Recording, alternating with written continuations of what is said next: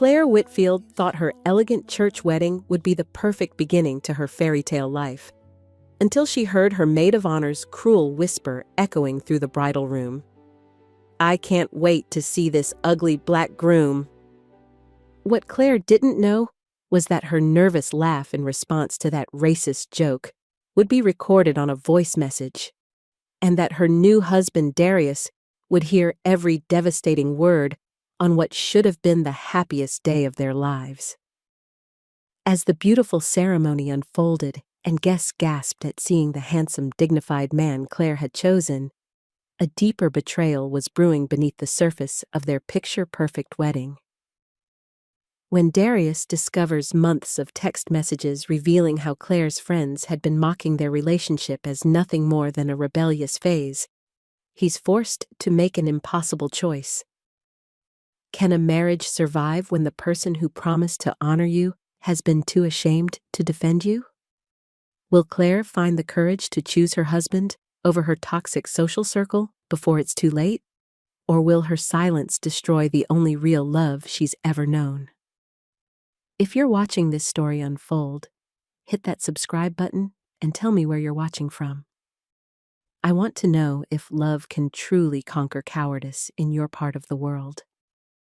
The morning sun streamed through the stained glass windows of St. Mark's Church, casting colorful patterns across the white walls. Claire Whitfield stood in front of the full-length mirror in the bridal room, her heart racing as she smoothed the silk fabric of her wedding dress. Today was the day she had dreamed about since she was a little girl. Today, she would marry Darius. "Oh my God, Claire, you look absolutely stunning," Vanessa Price said, stepping back to admire her best friend. Vanessa had been Claire's roommate at college, and they had stayed close ever since. With her perfectly styled blonde hair and designer dress, Vanessa always looked like she belonged in a magazine. Claire smiled nervously. "Thank you. I can't believe this is really happening." Emma Hughes, Claire's quieter friend who taught third grade at the local elementary school, was carefully arranging the train of Claire's dress. "You're going to have the most beautiful wedding," she said softly. "Darius is such a lucky man." The third bridesmaid, Jessica, was touching up her lipstick in the corner. She had been Vanessa's friend first, but Claire had included her to keep the peace. Jessica always seemed to go along with whatever Vanessa said. "Ladies, we need to start lining up in about 10 minutes, announced Mrs. Patterson, the wedding coordinator. She was a small woman with gray hair who had been organizing weddings at St. Mark's for over 20 years. "The groom and his brother are already in position." Claire's stomach fluttered with excitement and nerves. In just a few minutes, she would walk down the aisle to Darius. Sweet, kind, strong Darius, who made her laugh and feel safe, who built beautiful things with his hands and always knew the right thing to say when she had a hard day at work. Vanessa moved closer to Emma, speaking in what she thought was a whisper. But the small room carried sound easily, and Claire heard every word clearly. "I just can't wait to see this ugly black groom everyone's been talking about," Vanessa said with a small laugh. "I really hope Claire hasn't completely lost her mind." Claire felt like someone had dumped ice water over her head. Her hands began to shake as she gripped her bouquet tighter. She caught Vanessa's eyes in the mirror. "Vanessa?" Claire said, trying to keep her voice light even though her heart was pounding. "Don't be so dramatic. That's not nice." Vanessa shrugged, not looking sorry at all. "Oh, come on, Claire. I'm just being honest. We're all thinking it." Emma looked uncomfortable and stared down at her shoes. Jessica giggled softly. "Actually," Vanessa continued, pulling out her phone, "Sarah couldn't make it today, but she's dying to know what he looks like." She held up her phone and started recording a voice message. "Sarah, girl, you are missing quite a show. I can't wait to see Claire's ugly black groom. This should be interesting. Claire heard her own nervous laugh in the background of the recording and immediately hated herself for it. Why didn't she speak up? Why didn't she tell Vanessa to stop? "Vanessa, please," Claire said weakly, but Vanessa was already sending the message. "Don't worry, honey. I'm sure he's nice," she said, patting Claire's shoulder like she was talking to a child. Emma finally spoke up. "I met Darius at the rehearsal dinner, Vanessa. He seemed really kind and intelligent." "I'm sure he is," Vanessa said in a tone that suggested she thought the opposite. Mrs. Patterson returned to the room. "Time to line up, ladies. The ceremony is about to begin." The bridesmaids filed out, leaving Claire alone for a moment. She stared at herself in the mirror, holding her bouquet with trembling hands. The beautiful white dress that had made her feel like a princess now felt heavy and wrong. Vanessa's cruel words echoed in her mind. "Today is about us," she whispered to her reflection, trying to force a smile. But her eyes looked uncertain and scared. Earlier that same morning, Darius Cole had been driving to the church in his carefully pressed black suit. He hummed along to the radio, rehearsing his vows under his breath. After 2 years of dating Claire, he still couldn't believe she had said yes when he proposed. She was beautiful, successful, and kind. And somehow, she loved him back. He checked the time on his dashboard. He was running right on schedule, maybe even a few minutes early. Aaron had texted him twice already, asking if he was nervous. Of course he was nervous. This was the biggest day of his life. As he turned onto Maple Street, just a few blocks from the church, Darius spotted an older black man standing next to a car with its hood up. Steam was coming from the engine, and the man looked frustrated and worried. Darius slowed down. He really didn't have time to stop, but something in his father's voice echoed in his mind. "Son, you always help when someone needs it. That's what good men do." He pulled over and got out of his car. "Having some trouble?" he called out. The older man looked up, relief flooding his face. "Oh, thank goodness. Yes, sir. My car just died on me, and I'm supposed to pick up my granddaughter from her dance class in an hour." "I'm Darius," he said, extending his hand. "Robert Greene," the man replied, shaking it firmly. "I sure do appreciate you stopping." Darius popped the hood and took a look. The radiator hose had come loose, probably an easy fix. "Mr. Greene, do you have any water in your car? Maybe a bottle or something?" "I think my granddaughter left a water bottle in the back seat." They worked together for about 15 minutes, adding water and securing the hose. Darius got his hands a little dirty, but nothing that couldn't be cleaned up. "There you go," Darius said, wiping his hands on a rag from Mr. Green's trunk. "That should get you where you need to go, but you'll want to take it to a mechanic tomorrow." "Son, you are a blessing," Mr. Green said, his eyes bright with gratitude. "Look at you all dressed up nice. You heading somewhere special?" "My wedding, actually," Darius said, unable to keep the smile off his face. "Well, I'll be. Congratulations, young man. Your bride is getting herself a good one." As Darius got back in his car, he felt good about stopping. His father would have been proud. His phone buzzed with another text from Aaron.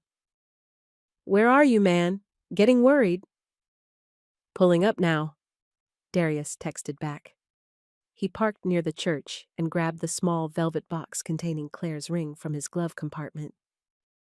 Taking a deep breath, he stepped out of the car and walked toward the entrance of St. Mark's Church, his heart full of love and hope. Back in the bridal room hallway, Mrs. Patterson was organizing the bridesmaids for the processional. Claire tried to focus on the instructions about when to start walking and how slowly to move, but her mind kept replaying Vanessa's words. As they lined up, Claire quietly pulled Vanessa aside. "What you said in there hurt my feelings," Claire said softly. Darius is a good man, and I love him. Please don't say things like that. Vanessa rolled her eyes.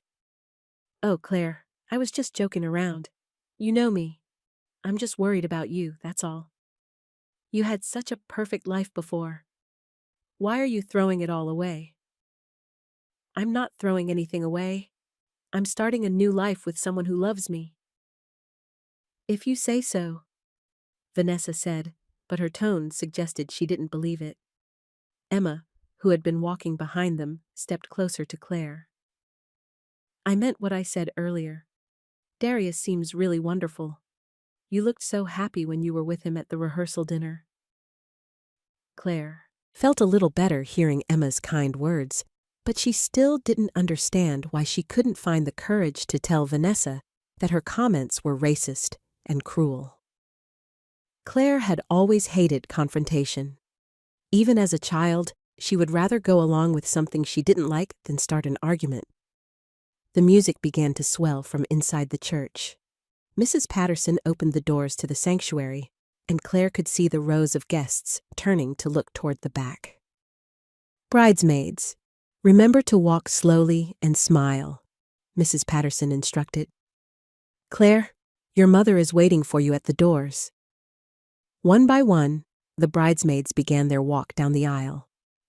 Vanessa went first, her smile bright and perfect.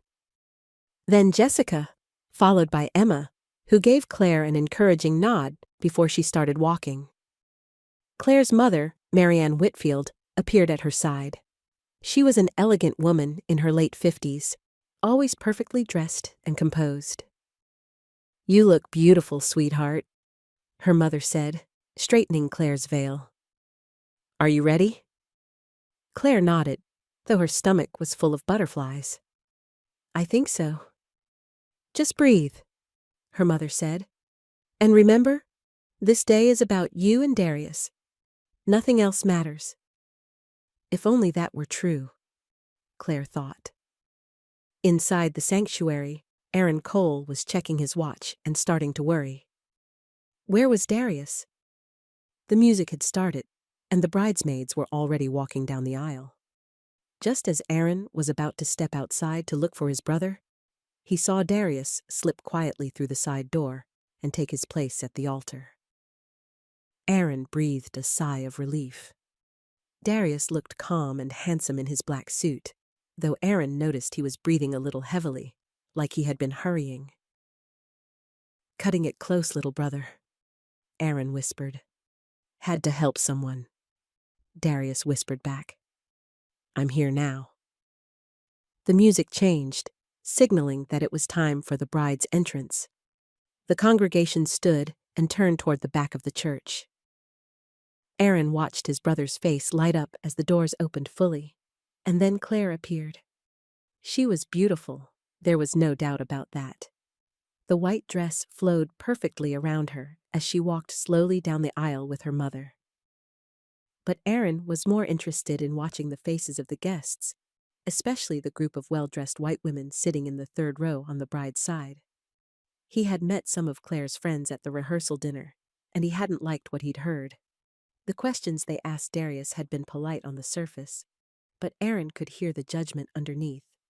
Questions about his job, where he grew up, where he went to college, all delivered with fake smiles and raised eyebrows. Now he watched as those same women got their first clear look at Darius standing at the altar. He could almost see their surprise. Whatever they had been expecting, it wasn't this. Darius was tall and handsome, with kind eyes and an easy smile. He carried himself with quiet confidence and looked like he belonged exactly where he was. Aaron felt a surge of pride for his younger brother. Darius had worked hard his whole life, building his carpentry business from nothing. He was honest, kind, and loyal. Any woman would be lucky to have him. Claire reached the front of the church and handed her bouquet to Emma. When she turned to face Darius, her smile seemed genuine for the first time all morning. Aaron watched them look into each other's eyes, and he could see the love there, Maybe this would work out after all. Pastor Williams opened his Bible and welcomed the congregation.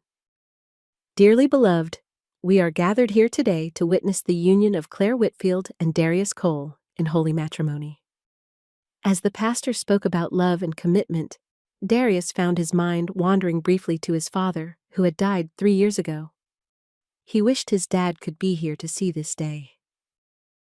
His father would have loved Claire's laugh and the way she always asked about Darius's projects with genuine interest. Claire stood beside him, and he could feel a slight tremor in her hand. He squeezed gently, trying to offer comfort. When she looked up at him, he saw something in her eyes that he couldn't quite identify. It looked almost like guilt. Marriage is not just the joining of two people, Pastor Williams continued. It is the blending of two families, two histories, two futures into one. It requires patience, understanding, and above all, the willingness to stand together through both joy and hardship. When it came time for vows, Darius went first. He had written and rewritten his words a dozen times, wanting them to be perfect. Claire, he began, his voice steady but emotional. 2 years ago, you walked into my life and changed everything. You make me want to be the best version of myself every single day. I promise to love you, to support your dreams, to make you laugh when you're sad, and to be the safe place you can always come home to. I promise to stand beside you through whatever life brings us, as your partner, your protector, and your best friend. Some of the guests wiped their eyes. Aaron smiled proudly. Even Marianne Whitfield looked moved. Then it was Claire's turn. She had practiced her vows many times, but now, looking into Darius's warm brown eyes, some of her words felt different. Darius, she began, her voice slightly shaky. You are the kindest, strongest, most generous man I have ever known. You see the best in everyone, including me. I promise to love you with all my heart, to support your dreams the way you support mine, and to stand beside you in all things, no matter what. When she said, stand beside you in all things, her voice caught slightly. Darius noticed, but he attributed it to wedding day nerves. By the power vested in me by the state of Ohio, I now pronounce you husband and wife, Pastor Williams announced. Darius, you may kiss your bride. Darius cupped Claire's face gently in his hands and kissed her softly. The congregation erupted in applause and cheers. As they walked back down the aisle together as husband and wife, confetti and rice flew through the air. But as they passed the third row, Claire caught sight of Vanessa's face. Her smile looked forced, and there was something cold in her eyes that made Claire's stomach clench with worry. The reception hall was decorated with white roses and twinkling lights. Claire moved through the room, checking on details and greeting guests. This was what she did best, making sure everything was perfect, keeping everyone happy. Darius worked the room too, shaking hands with guests and answering their questions with grace and humor. Some people seemed genuinely interested in getting to know him. Others were harder to read. So, Darius, carpentry, said one of Claire's college friends, Robert, holding a glass of champagne. That must be physical work. I love what I do, Darius replied easily. There's something satisfying about building things that will last, creating something beautiful and functional with your hands. How interesting, Robert's wife chimed in. Do you feel comfortable in a place like this? I mean, it's quite elegant. Darius kept his smile steady. Claire planned a beautiful wedding. She has excellent taste. Aaron, standing nearby, stepped closer to his brother. He didn't like the tone of these conversations. When it came time for the maid of honor speech, Vanessa stood up with her champagne glass raised. She looked beautiful and confident in her pale pink dress. "I've known Claire since we were 18 years old," she began, her voice carrying easily through the room. "We were roommates our freshman year, and I knew right away that she was special. Claire has always been surprising. She's always had such interesting, unexpected tastes." Some people laughed, though Aaron noticed that Emma looked uncomfortable. "Claire has always been the type to follow her heart, no matter where it leads her, even when it leads her places that none of us would have expected." More laughter, though it sounded forced. "I know that Darius will take good care of our Claire," Vanessa continued, looking directly at him. "After all, she's always been drawn to unique situations. Here's to Claire and Darius. May you always surprise us." The toast felt wrong somehow, though most of the guests seemed to take it at face value. Claire forced a smile and raised her glass, but her heart was racing. Later in the evening, Emma approached Darius while Claire was busy talking to some family friends. "Darius, I just wanted to tell you how beautiful your vows were," Emma said sincerely. "And I want you to know that not everyone agrees with, well, with some of the things that have been said today." "Thank you, Emma. That means a lot. Claire is lucky to have you. I can see how much you love her." For the first time all day, Darius felt some of the tension in his shoulders ease. "I do love her, very much. She loves you too. Don't forget that, okay?" Emma's words stayed with him as the evening wore on. By the time the dancing started, Darius was feeling tired and ready for some air. He excused himself and headed toward the restroom to splash some water on his face and straighten his tie. As he walked down the hallway toward the men's room, he could hear voices coming from the ladies' room next door. He recognized the voices as Vanessa and Jessica, and they were laughing about something. "Hold on," he heard Vanessa say. "Let me play this for you." Then he heard his own phone vibrating with a message. But more importantly, he heard Vanessa's voice, loud and clear, playing from her phone. "Sarah, girl, you are missing quite a show. I can't wait to see Claire's ugly black groom. This should be interesting." Darius froze. In the background of the recording, he could hear another voice, a nervous laugh that he recognized immediately. Claire's laugh. His chest felt tight, like someone was squeezing his heart. He stood there in the hallway for a long moment, processing what he had just heard. Then he quietly pushed open the side door and stepped outside into the parking lot. The cool night air hit his face, but it didn't help the burning feeling in his stomach.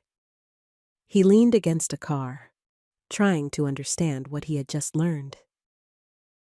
The voice message had been recorded that morning.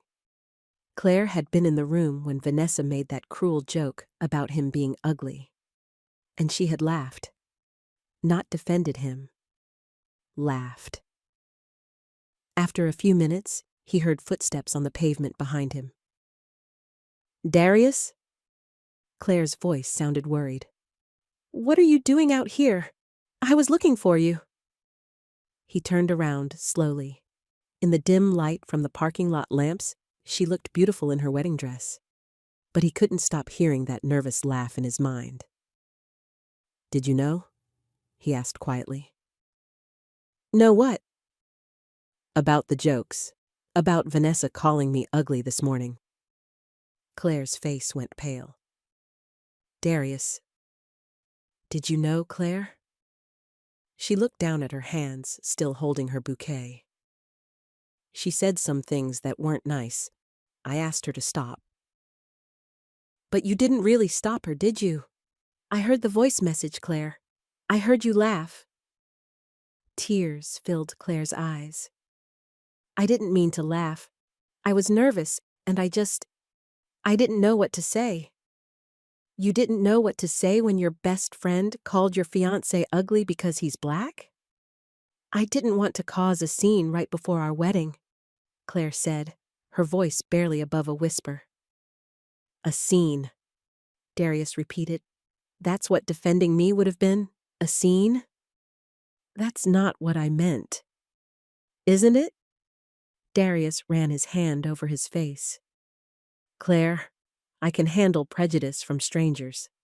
I've been dealing with it my whole life, but I can't handle it from the people closest to you. And I especially can't handle you staying silent when it happens. I'm sorry, Claire whispered, tears streaming down her face. I'm so sorry. I know you are, but sorry doesn't change what happened. They stood there in the parking lot, the happy sounds of their wedding reception drifting out from the building behind them. Darius looked at his wife, and felt something crack in his chest. I need some time to think about this, he said finally. What does that mean? It means I don't know if I can trust that you'll stand up for me when I need you to. And I don't know how to be married to someone I can't trust to have my back. Claire reached for his hand, but he stepped back gently. Let's go back inside, he said. We have guests to thank. They walked back into the reception together, both of them smiling and playing their parts. But something had shifted between them, and they both knew it. The rest of the evening passed in a blur of forced smiles and polite conversations. Later that night, in their hotel room, Claire sat on the edge of the bed in her slip, having finally gotten out of the heavy wedding dress. Darius stood by the window in his shirt sleeves, looking out at the city lights. The silence between them felt enormous. Can we talk about this? Claire finally asked. I think we have to. She took a shaky breath. I've never been good at confrontation.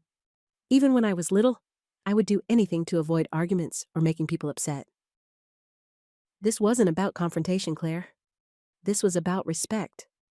For me, for us, for our marriage. I know, you're right. She wiped her eyes.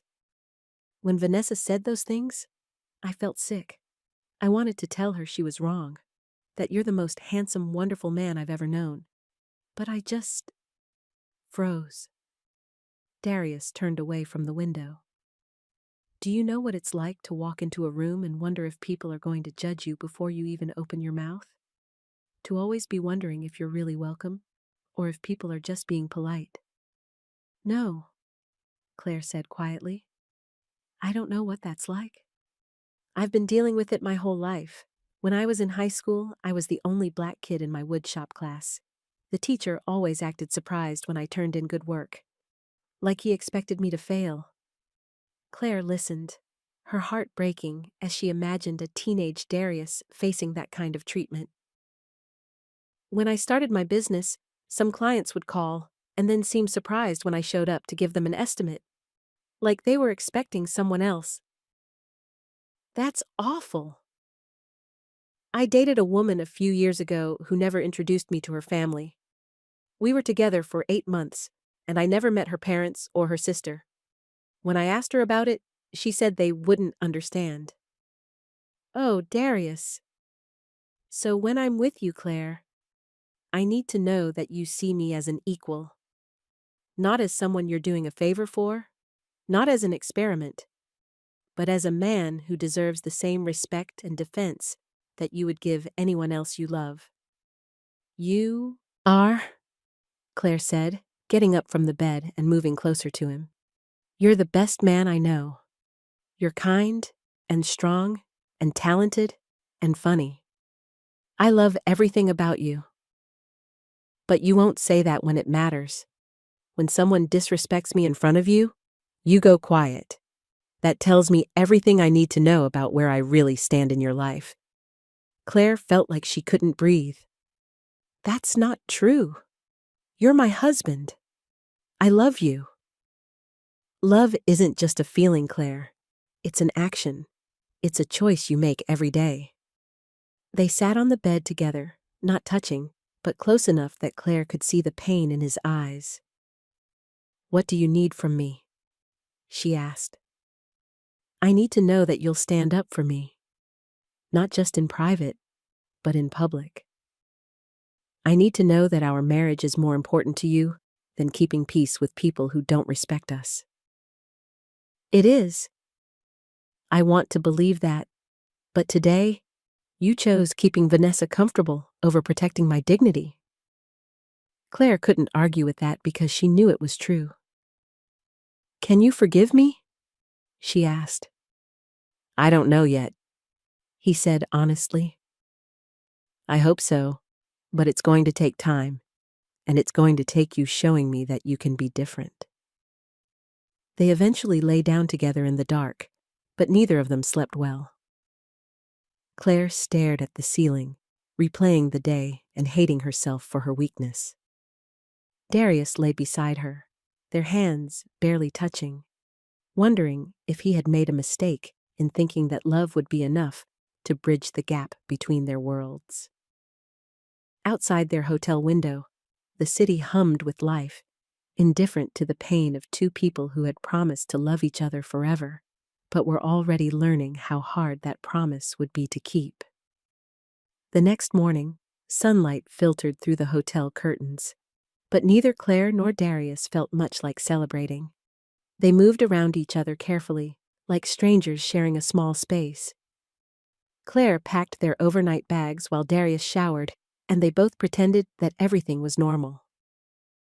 My mother wants us to come to brunch, Claire said as she folded her wedding dress back into its protective bag. She made reservations at that place on Elm Street. Okay, Darius replied, adjusting his tie in the bathroom mirror. He had chosen a simple blue shirt and dark pants, wanting to look nice for Claire's family, but not overdressed. Emma will be there too. She asked if she could join us. That's fine. Emma seems kind. They drove to the restaurant in Claire's car, the radio playing softly between them. Claire kept glancing at Darius, trying to read his expression. He was polite but distant, like he was thinking about something far away. The Elm Street Bistro was the kind of place Marianne Whitfield loved. White tablecloths, fresh flowers, and servers who spoke quietly. She had reserved a private dining room in the back, away from the Sunday morning crowd. There are my newlyweds, Marianne said as they arrived, standing to kiss them both on the cheek. She was wearing a pale yellow dress and pearls, every hair in place despite the early hour. Emma was already seated at the table, looking fresh and pretty in a simple sundress. She smiled warmly when she saw them. How are you both feeling? Emma asked. I bet you're exhausted. A little tired, Claire admitted, taking her seat next to Darius.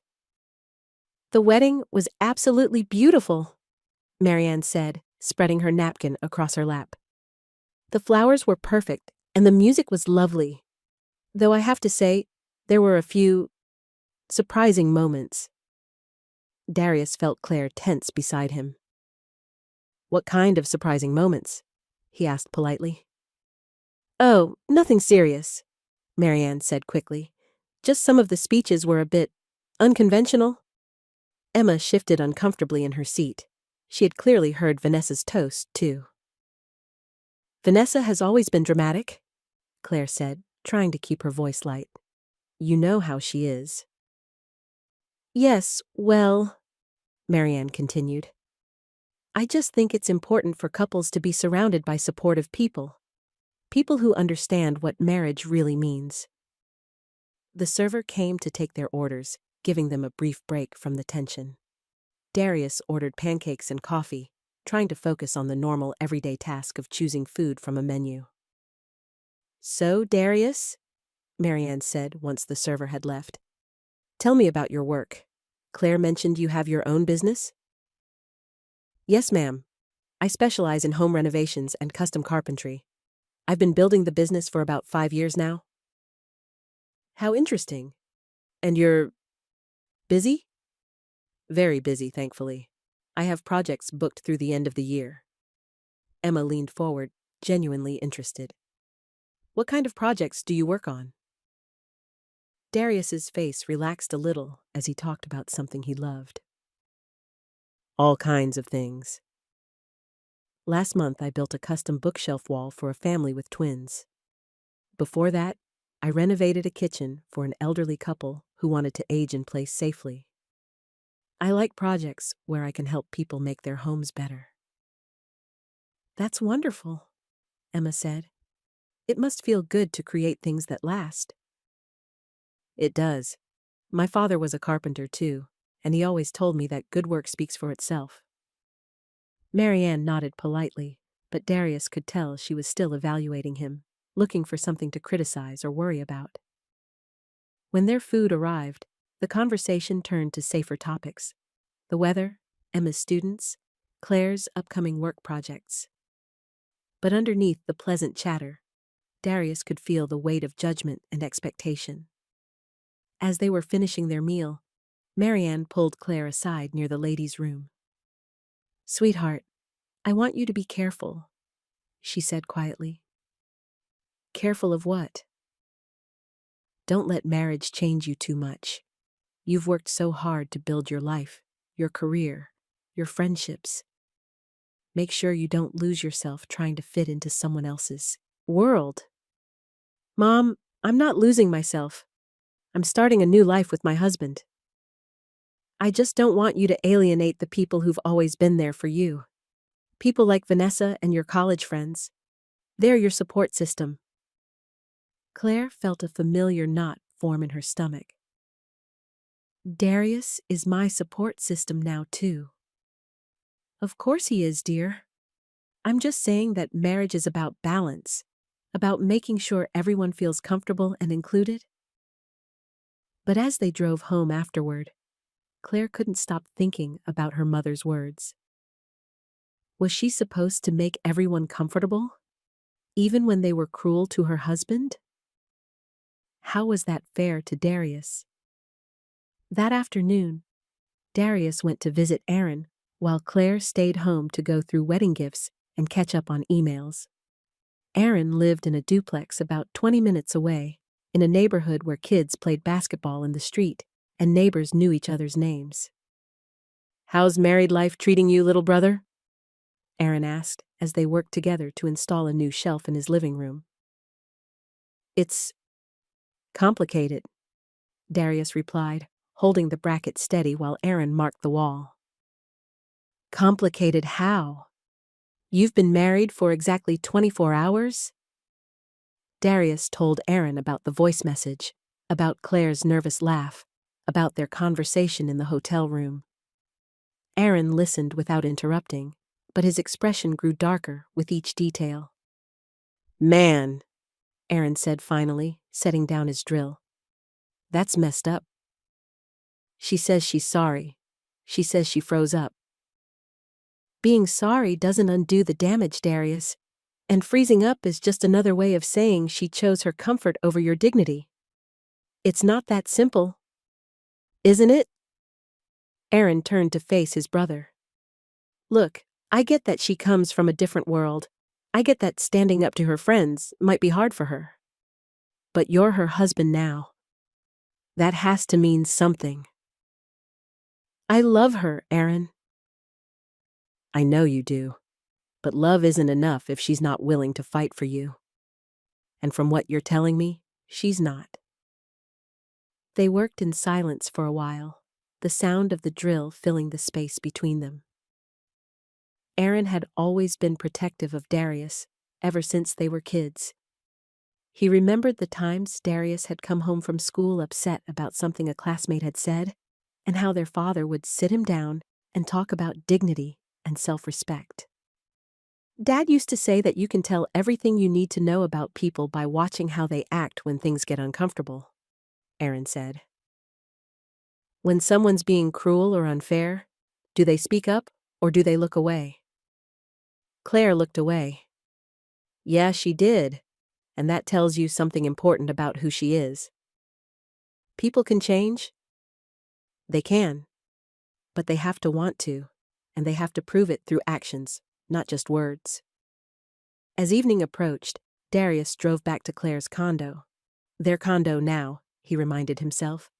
But walking up the stairs to the front door, he felt like he was visiting someone else's life. Meanwhile, Claire was sitting on her couch, scrolling through her phone while sorting through wedding cards. Most of the messages were sweet and simple, but when she got to her social media notifications, her heart sank. Vanessa had posted a photo from the wedding, a beautiful shot of Claire and Darius dancing. But the caption made Claire's stomach turn. When your bestie always did love a surprise. Unexpected choice? Wedding bells. The comments underneath were even worse. Friends from college were posting laughing emojis and inside jokes that Claire knew were about Darius's race. One person wrote, "Claire always was adventurous." Another said, "I hope she knows what she's gotten herself into." Claire stared at her phone, feeling sick. She typed and deleted several responses, trying to find words that would defend Darius without starting a public argument. But every time she tried to post something, she imagined the responses she would get, the private messages, the awkward conversations at future gatherings. Finally, she set her phone aside without posting anything. Emma had sent her a private message. "Hey, I saw Vanessa's post. Are you okay?" Some of those comments seem really inappropriate. Claire typed back, "I'm fine. It's just Vanessa being Vanessa. Things will settle down." But even as she sent the message, she knew she was lying. Things weren't settling down. They were getting worse.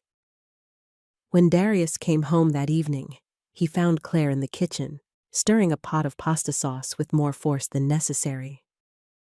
"How was Aaron?" she asked, without looking up. "Good. We installed some shelves."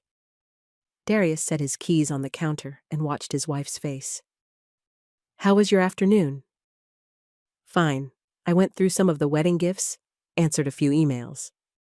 "Anything interesting?" Claire hesitated, still stirring the sauce. "Vanessa posted some pictures from the wedding." "That's nice." "Yeah." Claire turned off the heat and faced him. "Darius, do you think I'm a coward?" The question surprised him. "Why would you ask that?" "I keep thinking about what you said last night, about standing up for you, and I wonder if I'm just weak." Darius sat down at the kitchen table. "I don't think you're weak, Claire. I think you're scared." "Scared of what?" "Of losing people, of being disliked, of having to choose sides." Claire joined him at the table, leaving the pasta forgotten on the stove. "When I was growing up, my parents fought a lot. Loud, angry fights that would go on for hours. I learned that if I stayed quiet and didn't take sides, eventually things would calm down." "But this isn't about your parents fighting. This is about people disrespecting your husband." "I know. I don't know how to be different." "You start by deciding that my feelings matter as much as Vanessa's feelings. That our marriage matters more than her approval." Claire reached across the table and took his hand. "It does matter more." "I know that." "Then show me." They ate dinner together, talking more easily than they had all day.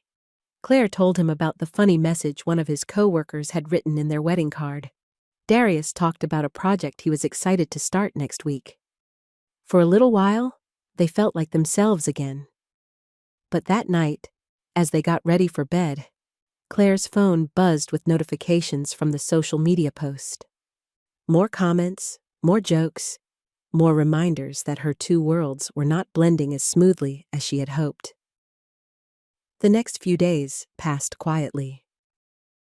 Claire went to work, planning an anniversary party for a couple who had been married for 40 years. Darius spent his days at a job site, building custom cabinets for a kitchen renovation.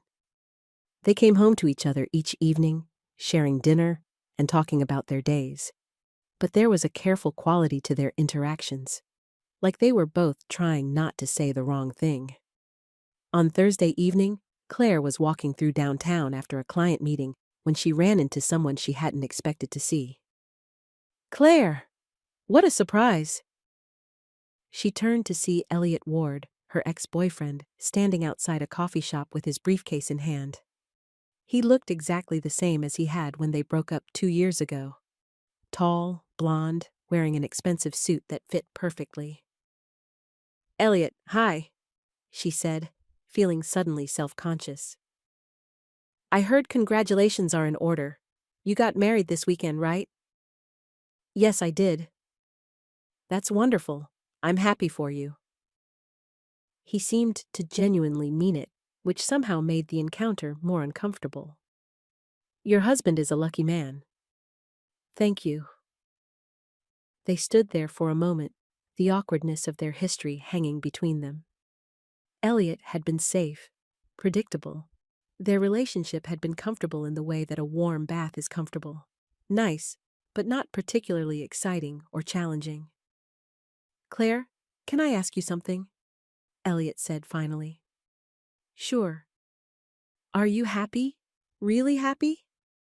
The question caught her off guard. Of course I'm happy. Why would you ask that? I don't know. Some of our mutual friends have been talking. They seem to think you might be having second thoughts. Claire felt her face flush. What friends? Just people from college. They're worried about you, that's all. They think maybe you made this choice for the wrong reasons. What reasons would those be? Elliot looked uncomfortable. I don't know, Claire.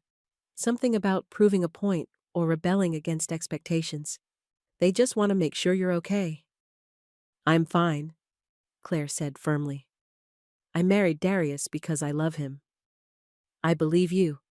I just want you to know that if you ever need someone to talk to, someone who understands your world, I'm here. Claire walked away from that conversation feeling shaken. Was that really what people thought? That she had married Darius to prove something? To rebel?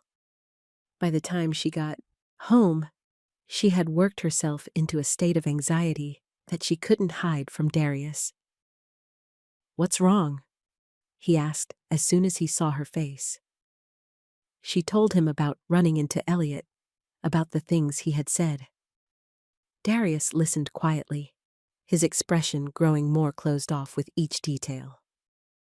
So, your ex-boyfriend thinks you married me to make a statement, he said finally.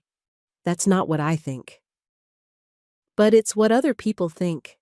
It's what your friends think. I don't care what they think. Don't you? Darius stood up from the couch where they had been sitting. Because it seems like you care very much what they think. It seems like their opinion matters more to you than mine does. That's not true. Then why haven't you corrected them? Why haven't you told them that you love me for who I am, not as some kind of social experiment? Claire felt tears starting to form. I don't know how to fight with them, Darius. I don't know how to be the kind of person who starts arguments and burns bridges. You don't have to start arguments. You just have to stop pretending that their cruelty is okay. It's not okay. I know it's not okay. But you won't say that to them. Claire sat there on the couch, looking up at her husband, and realized that he was right. She wouldn't say it to them. She was too scared of the consequences, too worried about being cast out of the group she had been part of for over a decade. I'm sorry, she whispered. I know you are, Darius said sadly. But sorry isn't enough anymore. That night, they went to bed without resolving anything. Claire lay awake, staring at the ceiling and listening to Darius breathe beside her. She thought about what Emma had said at the wedding, about how lucky she was to have found someone who loved her so completely. She thought about Elliot's assumption that her marriage was some kind of rebellion. She thought about Vanessa's cruel jokes and her mother's warnings about not alienating her support system. Somewhere in the middle of all those thoughts, she realized that she was going to have to make a choice. She could keep trying to balance everyone's feelings, keep trying to keep the peace with people who didn't respect her husband. Or she could accept that some relationships might have to change or end for her marriage to survive. The thought scared her more than anything else had in years. The next evening, Darius came home from work to find Claire working on her laptop at the dining room table. She was on a video call with a client, discussing flower arrangements for an upcoming event. "I think the white roses with eucalyptus would be perfect," she was saying, smiling at her computer screen. "Simple, but elegant." Darius waved hello and went to the kitchen to start dinner. While he was waiting for water to boil for pasta, he remembered that Claire had asked him to print out some invoices from her laptop.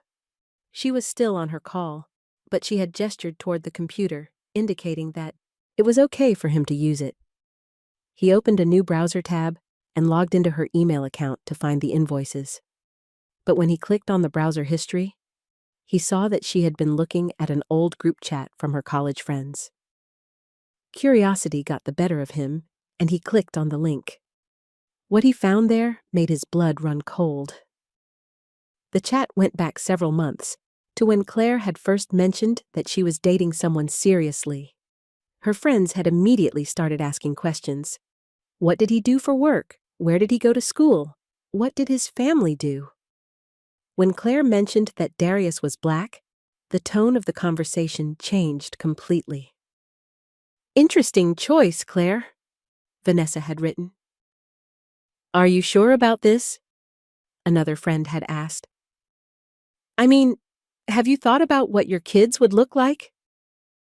"Maybe it's just a phase," someone else had suggested. "You know, experimenting before you settle down for real." And Claire's responses had been weak, defensive, but never corrective. She had used laughing emojis and changed the subject. She had written things like, "You guys are crazy," instead of, "You guys are being racist." When someone had joked that she was going through her rebellious phase, Claire had responded with, "LOL, maybe."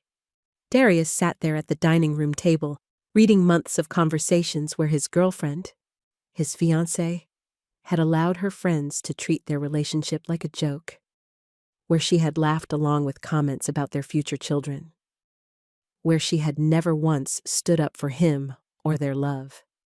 By the time Claire finished her call and turned around, Darius was sitting very still, the laptop closed in front of him.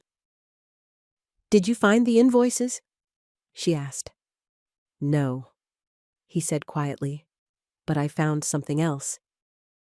Claire looked at his face and immediately knew something was wrong.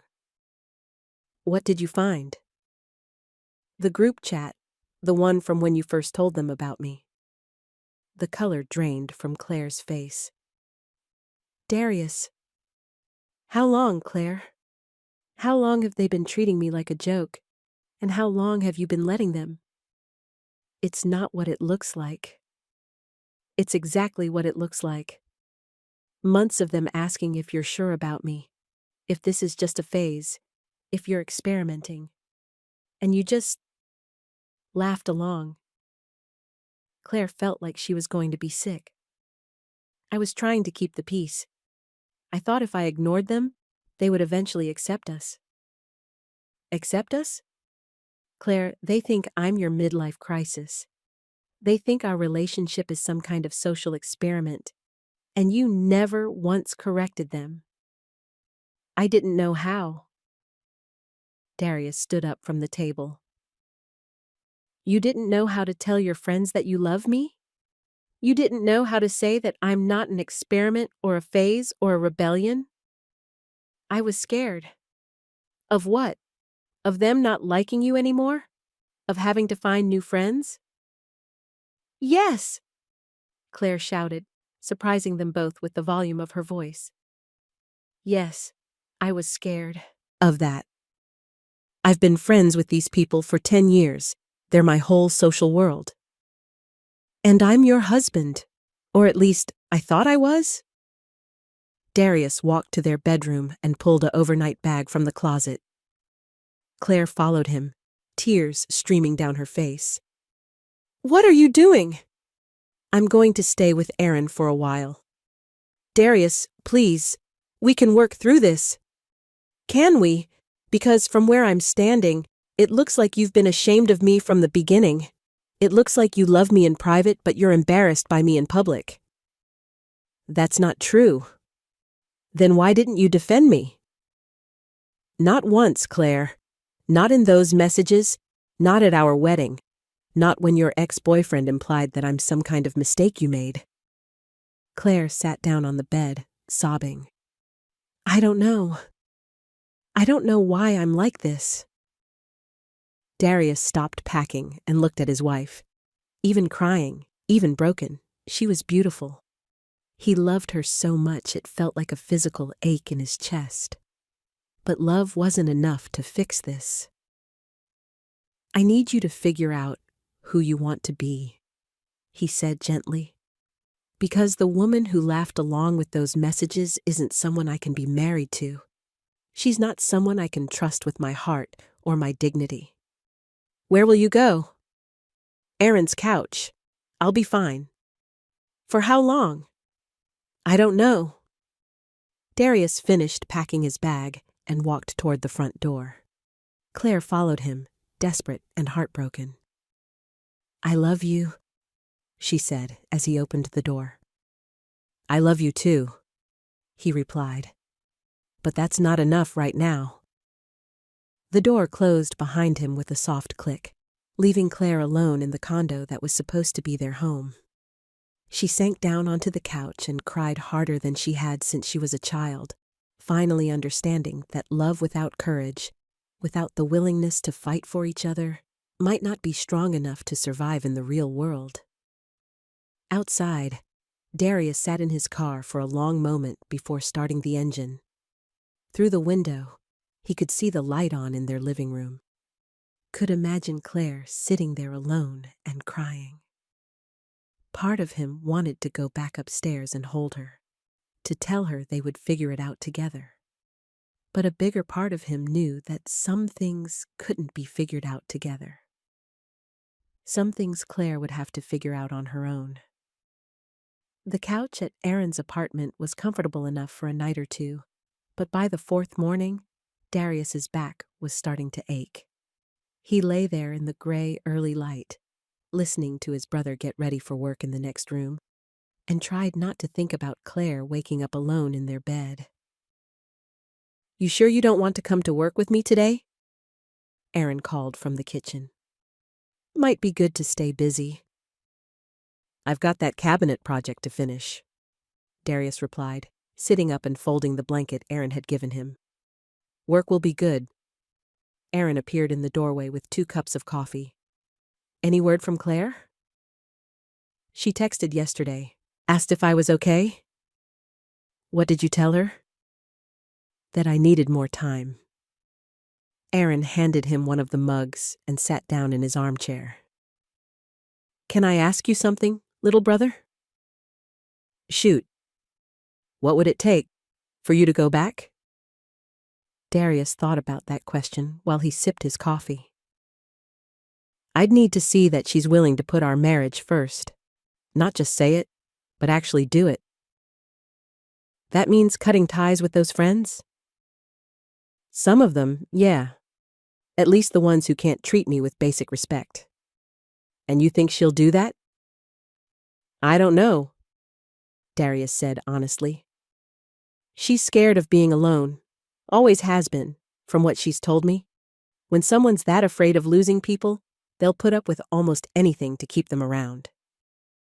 Even if it means losing their husband? I guess we'll find out. After Aaron left for work, Darius drove to his job site, a beautiful old house where he was building a custom entertainment center for a retired teacher named Mrs. Chen. She always had fresh coffee waiting and liked to talk while he worked.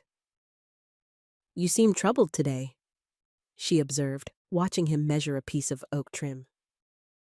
Just working through some things. Marriage things? Darius looked up, surprised. Mrs. Chen smiled kindly at him. I've been married for 43 years, she said. I know that look. How do you make it work? For that long, I mean. Mrs. Chen settled into her favorite chair with her coffee. The first year is the hardest. That's when you find out if you're both willing to grow up. Grow up? Stop being children who just want to be comfortable all the time. Marriage asks you to be brave, to choose your spouse even when it's inconvenient or scary. Some people aren't ready for that. Darius ran his thumb along the smooth wood grain. What if one person is ready and the other isn't? Then the one who isn't ready has to decide what they want more, their comfort or their marriage. Meanwhile, Claire was having the worst week of her life. She went to work each day and tried to focus on her projects, but everything reminded her of Darius, the bride who wanted to add woodwork details to her reception venue, the anniversary couple who kept holding hands while they planned their party, the simple gold wedding band on her own finger that felt too heavy and too light at the same time. Emma had stopped by Wednesday evening with takeout Chinese food and a bottle of wine. "You look terrible," Emma said gently, unpacking containers of lo mein and sweet and sour chicken on Claire's dining table. "Thanks," Claire said with a weak smile. "That's exactly what every girl wants to hear." "I'm serious, Claire. When's the last time you slept or ate something that wasn't coffee?" Claire couldn't remember. The past few days had blurred together in a haze of regret and self-recrimination. "Tell me what happened," Emma said. So Claire did. She told Emma about the voice message, about the old group chats, about Darius finding everything and leaving. Emma listened without interrupting, occasionally nodding or wincing at particularly painful details. "Oh, honey," Emma said when Claire finished. "I'm so sorry. I messed up everything. I was such a coward." "You were scared. There's a difference." "Is there? Because right now it feels like the same thing." Emma was quiet for a moment, twirling lo mein around her fork. "Can I tell you something? About the wedding day?" "Sure." "When Vanessa made that comment about Darius being ugly, I wanted to say something. But I didn't want to cause drama for you, so I stayed quiet too." Claire looked up. "Emma." And then during her speech, when she was making all those backhanded comments, I sat there feeling sick, but not speaking up. "So I get it, Claire. I understand why you didn't say anything." "But you weren't married to him. It wasn't your job to defend him." "No, it wasn't. But it was still the right thing to do. And I didn't do it either." Emma reached across the table and squeezed Claire's hand. "The difference is, I can see now that staying quiet was wrong. I can see that Vanessa's behavior was cruel and racist. Can you see that?" Claire nodded, tears filling her eyes. "I see it now, but seeing it now doesn't help Darius trust me." "So, what are you going to do about it?" That question kept Claire awake most of the night. What was she going to do about it? The next afternoon, Claire did something she had never done before. She called Vanessa and asked to meet for coffee. They met at a small cafe downtown, the kind of neutral territory where difficult conversations happened. Vanessa arrived looking perfectly put together, as always, in designer jeans and a silk blouse that probably cost more than Claire made in a week. "This is a nice surprise," Vanessa said, settling into her chair with a latte. "I was wondering when we'd get to catch up. How's married life treating you?" "That's what I wanted to talk to you about," Claire said. "Oh." Vanessa raised an eyebrow. "Don't tell me you're already having second thoughts." "I'm having thoughts about a lot of things, including our friendship." Vanessa's smile faltered slightly. "What do you mean?" Claire took a deep breath, trying to summon courage she had never had to use before. "The things you said about Darius at my wedding were cruel and racist. The comments in our group chat about him being a phase or an experiment were offensive and hurtful. and I'm done pretending that they weren't. Claire, honey, I was just joking around. You know I didn't mean anything by it. Calling my husband ugly because he's black isn't a joke, Vanessa. Asking if our children will be mixed up looking isn't a joke. Suggesting that I'm going through a rebellious phase isn't a joke. Vanessa's face flushed. I never said anything about your children. Yes, you did. Last spring, when I first told you we were getting serious, you asked what our kids would look like and whether I'd thought about dealing with that.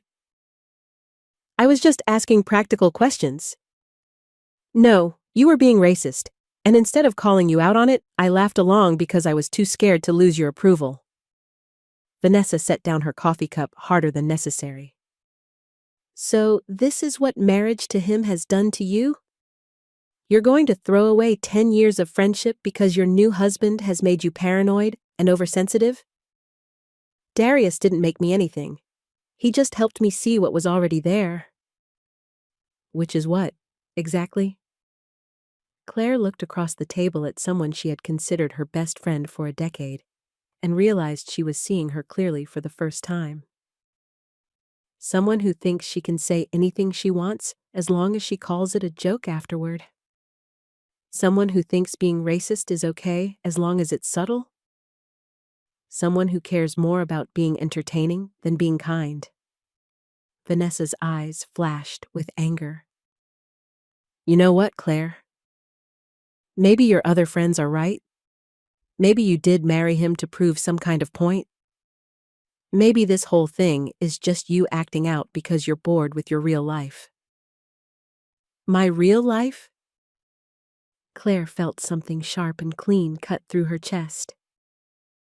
Vanessa, this is my real life. Darius is my real life. And if you can't respect that, then you can't be part of it. Fine, Vanessa said, standing up so quickly her chair scraped against the floor. But don't come crying to me when this whole thing falls apart and you realize you threw away everything good in your life for someone who was never going to fit into your world anyway. She stormed out, leaving Claire sitting alone at the small table with 2 half-empty coffee cups. Claire's hands were shaking, but for the first time in days, she felt like she could breathe.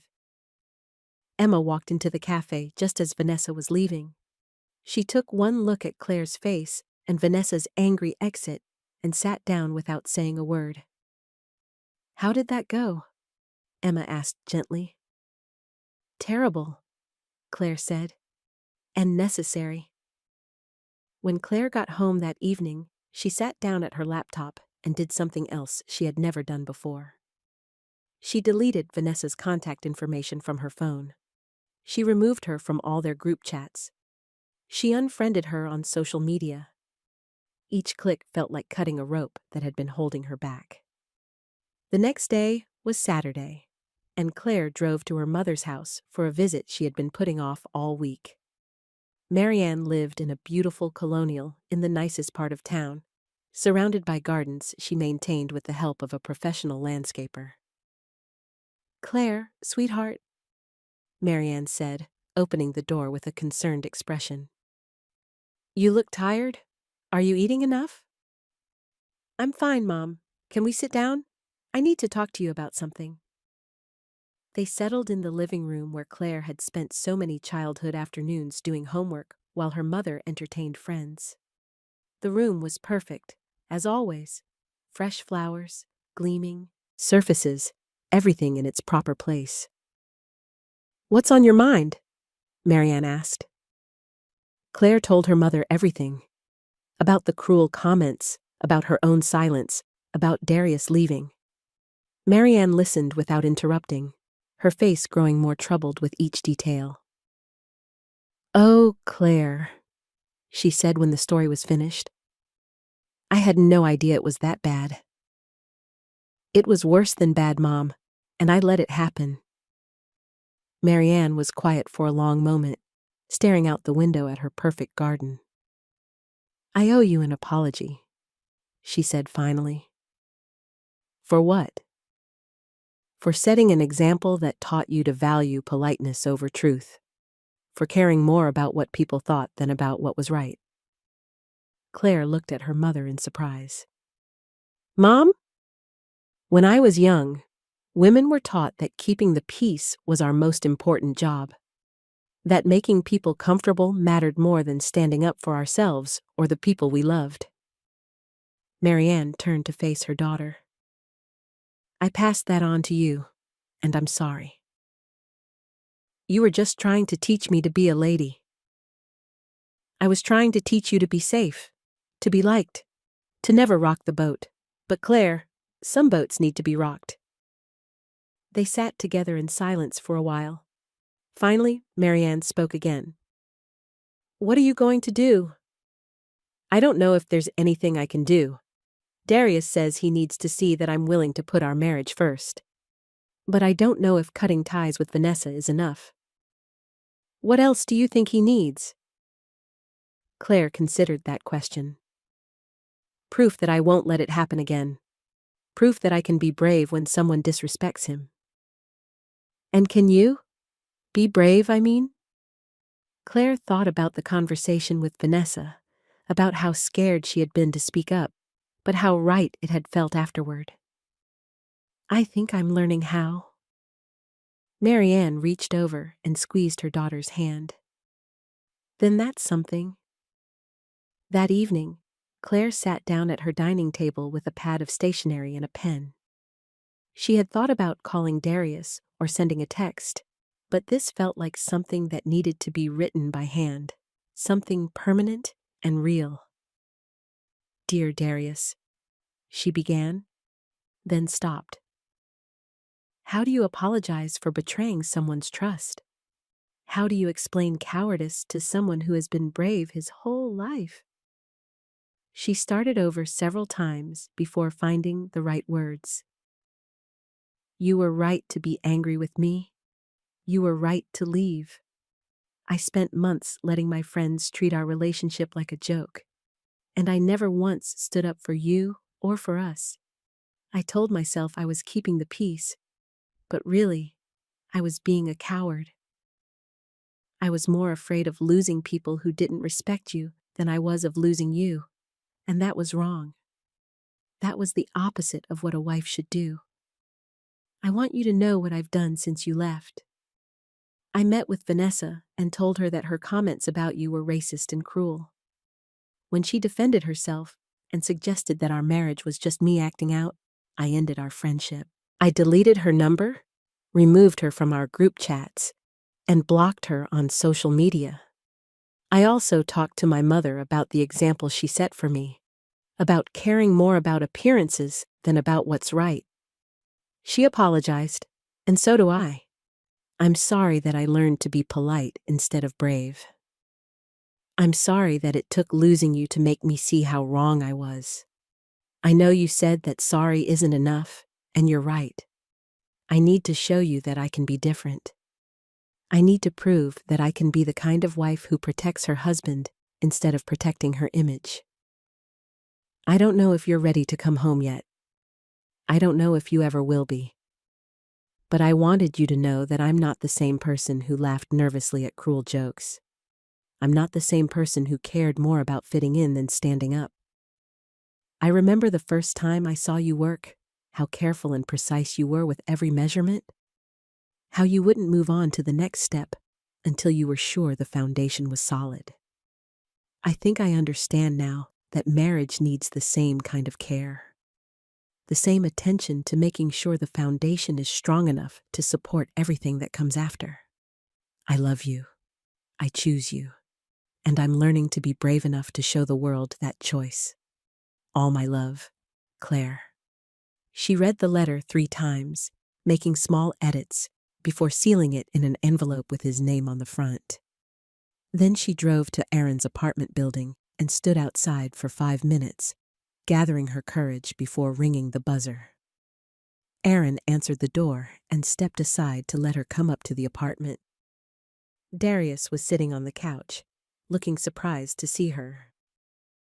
I brought you something, Claire said, holding out the envelope. I won't stay long. I know you need space. But I wanted you to know what I've been doing, what I've been thinking about. Darius took the envelope but didn't open it right away. "Thank you. I ended my friendship with Vanessa," Claire said, the words coming out in a rush. "I told her that the things she said about you were racist and wrong, and when she wouldn't apologize or change, I cut ties with her completely." Something shifted in Darius's expression, but he didn't speak. "I know that's just a first step. I know I have a lot more work to do to earn back your trust.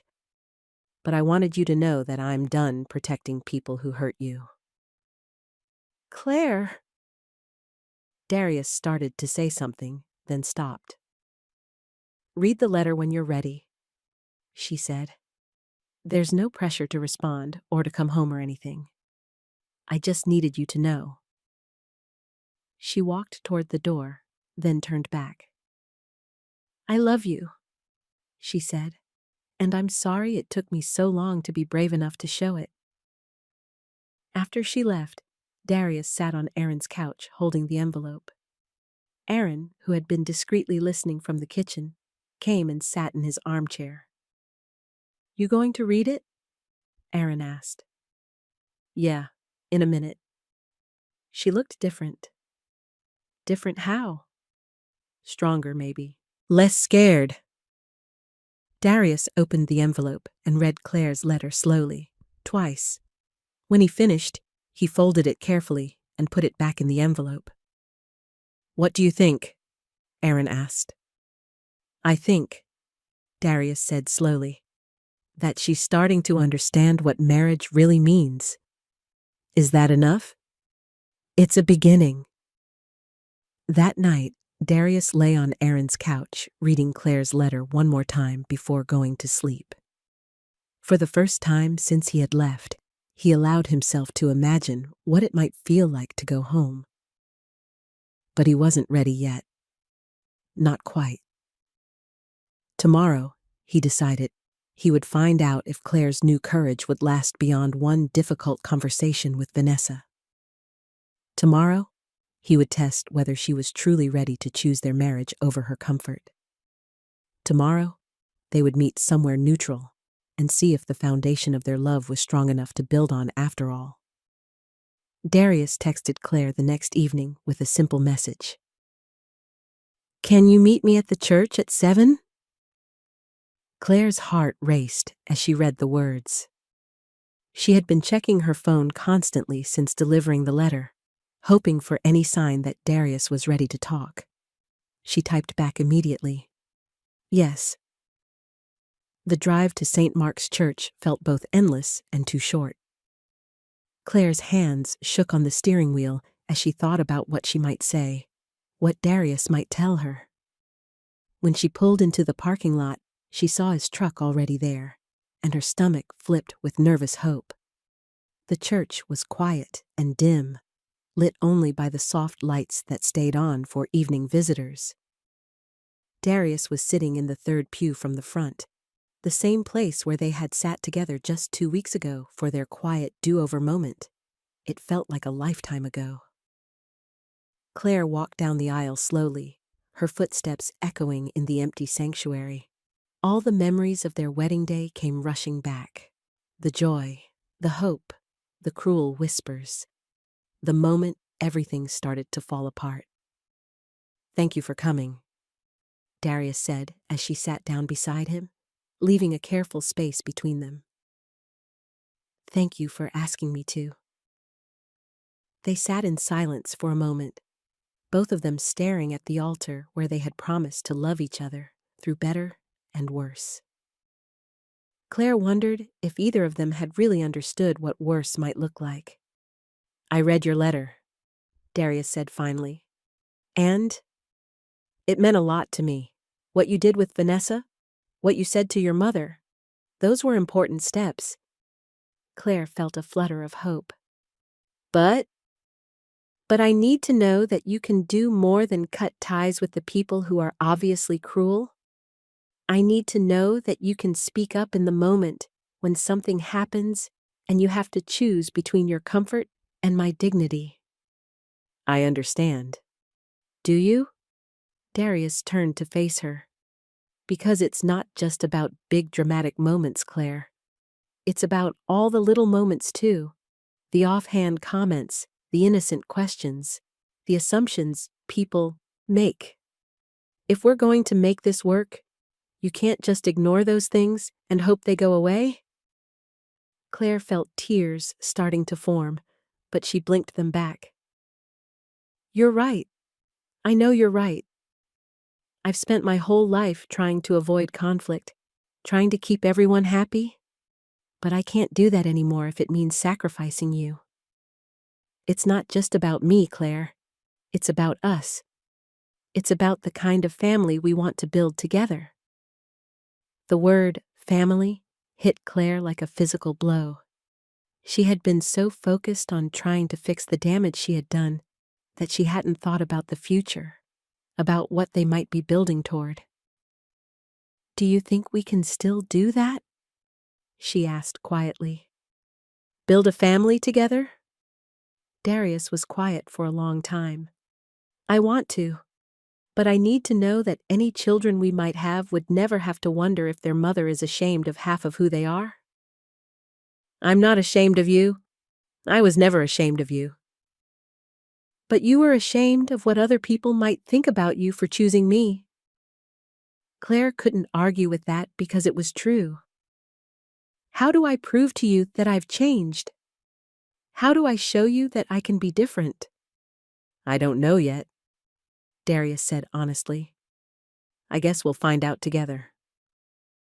Does that mean you're willing to try? To work on this? Darius reached over and took her hand. His touch was gentle but careful, like he was testing whether it felt right. I love you, Claire. I never stopped loving you, even when I was angry and hurt.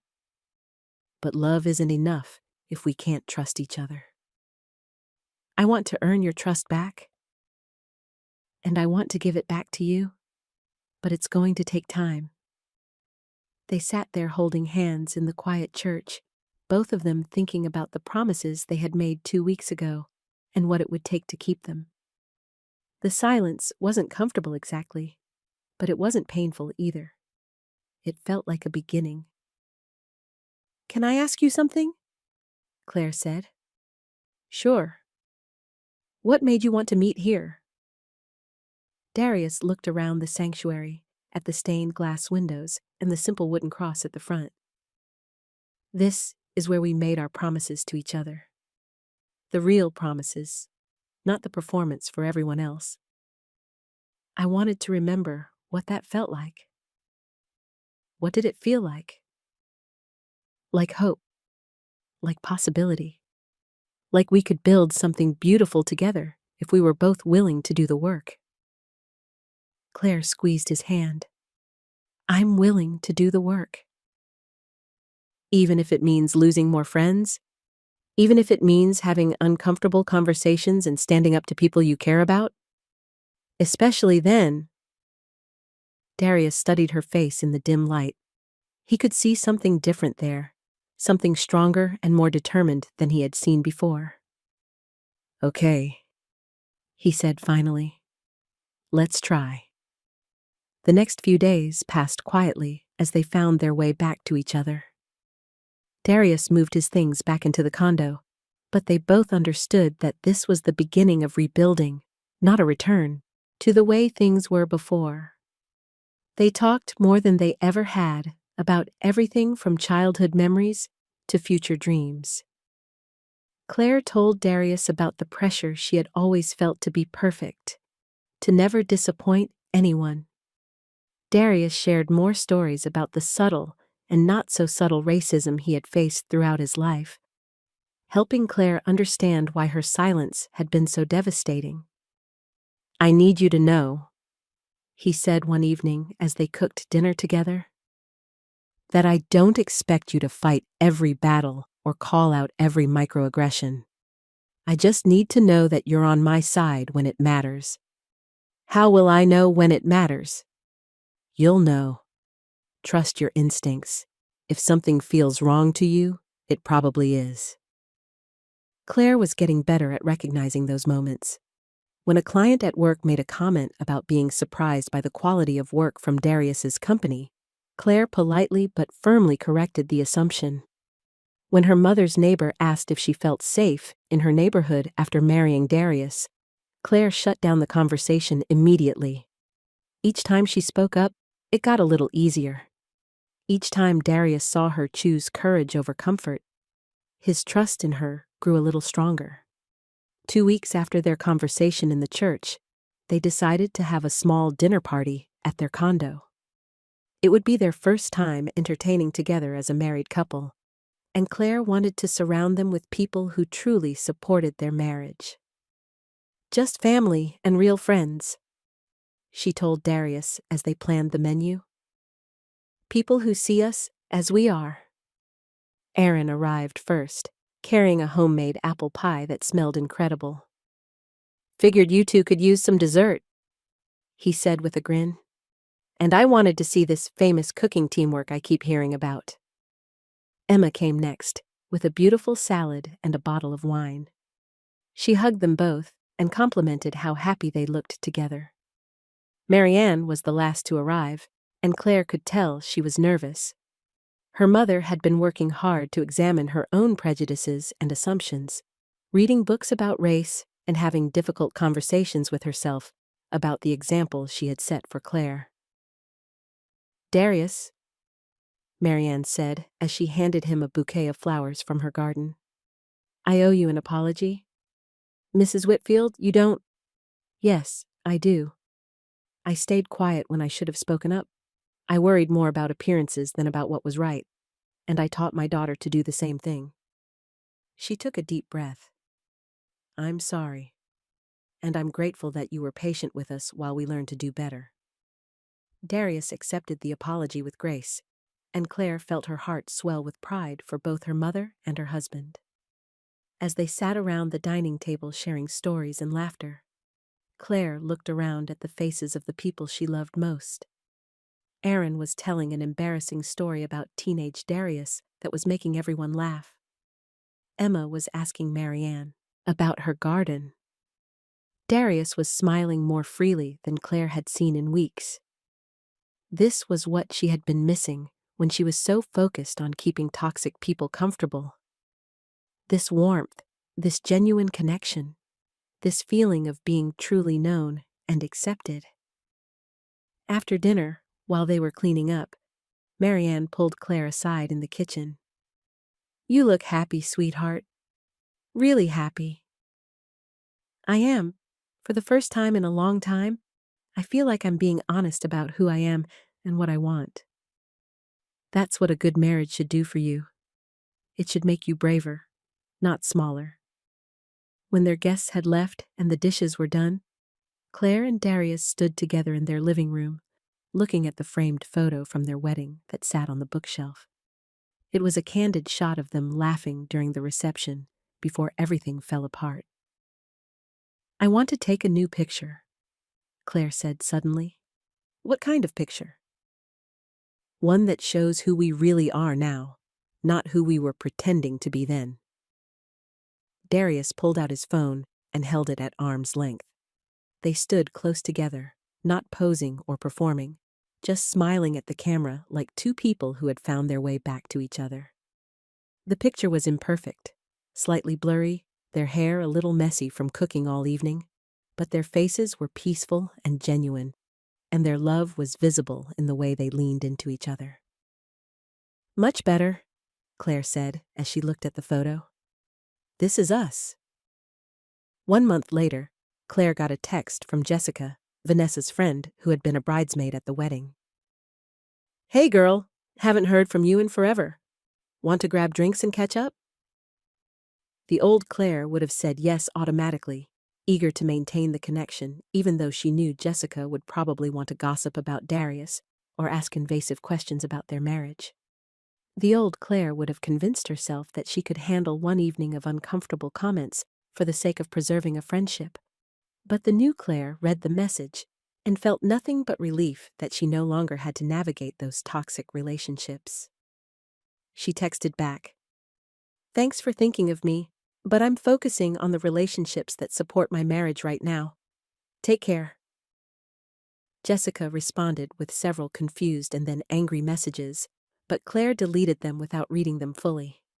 She had learned that not every relationship was worth saving, and that some people weren't capable of the growth and change that real friendship required. That evening, she told Darius about the exchange while they worked together in their small garden, planting herbs for the summer. "How did it feel?" he asked, brushing dirt off his hands. "Easy," Claire said, surprising herself with the honesty of the answer.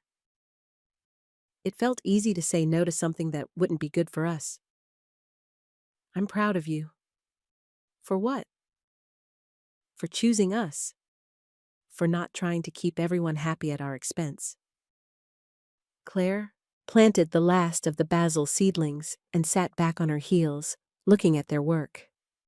The garden was small, but well tended, full of plants that would grow stronger with time and attention. "I think I'm finally understanding what marriage really means," she said. "What does it mean?" "It means that some relationships have to end so that the most important one can thrive. It means being brave enough to disappoint some people so you can be honest with the person who matters most." Darius reached over and squeezed her dirt-covered hand. "It also means forgiving each other when we mess up and believing that people can change and grow." "Do you believe that? That I've changed?" "I see the evidence every day," he said, gesturing toward their garden, their home, the life they were building together.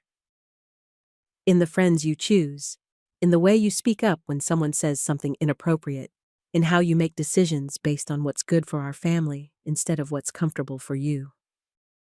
Claire felt tears of gratitude fill her eyes. "Thank you for not giving up on me. Thank you for believing that I could learn to be better.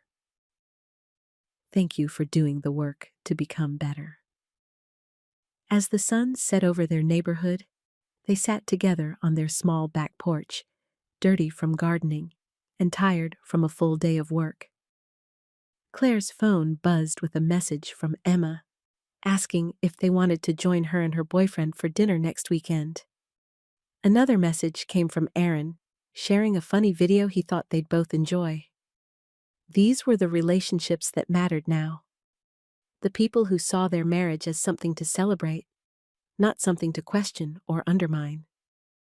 The people who made them feel stronger together, not weaker. "I love our life," Claire said, leaning against Darius's shoulder.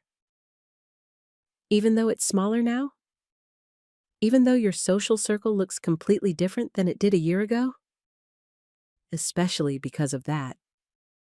I'd rather have 3 real friends than 30 fake ones." Darius kissed the top of her head. "I love our life too." They sat there as the stars came out, planning their next garden project and talking about the future they were building together. It wasn't the life Claire had imagined when she was younger. It was better. It was honest and brave and built on a foundation strong enough to support whatever came next.